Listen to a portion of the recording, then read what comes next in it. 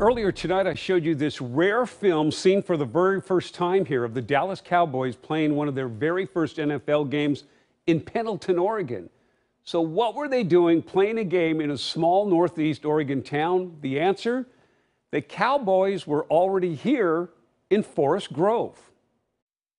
Football fans might be surprised to learn that the Dallas Cowboy-Oregon connection started right here. Yeah, it started here in 1960. Emily Johns is an archivist for Pacific University in Forest Grove. Documents and newspaper articles show the Cowboys arrived in July of 1960 with legendary coach Tom Landry, who liked Forest Grove because of the cooler weather, and there was only one bar and movie theater. Players couldn't get into trouble.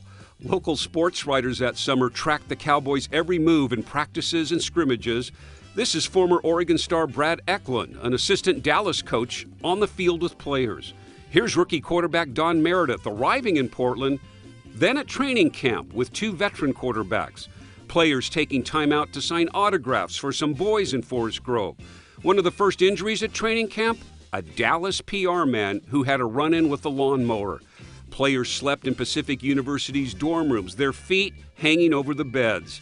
Jack Patera, former Oregon Duck star, was one of the NFL veterans selected by the new Cowboy team. He went fishing between practices at a nearby lake.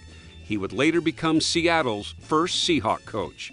The town of Forest Grove welcomed the Cowboys, giving Coach Landry and owner Tex Schramm the key to the city. There are receipts and canceled checks showing Pacific University charged Schramm $11.50 per player a day during training camp. The university had done this before, hosting the 1955 Pittsburgh Steelers for training camp, including a rookie named Johnny Unitas, who was cut and went on to fame with the Baltimore Colts. The Cleveland Browns also held their training camp here. So when I went through the collection and I saw names like Unitas and Jim Brown, I was Don Meredith, I was really surprised that these teams came here and these great NFL players walked on the campus and slept in our dorms. As September approached, the Cowboys' stay in Forest Grove came to an end, but not before taking their very first team photo. There was one more Oregon stop for the Cowboys. Earlier in the summer, team executives signed a deal to play a preseason game in Pendleton, a place known for real Cowboys. You know, these are Cowboys, these are kind of tough-minded people, and I'm proud to be there, from there. But yeah, it was a real exciting time to be in Pendleton. Chuck Kearney was 17 years old when he took these home movies of the game in Pendleton, a game the Cowboys lost 49-14.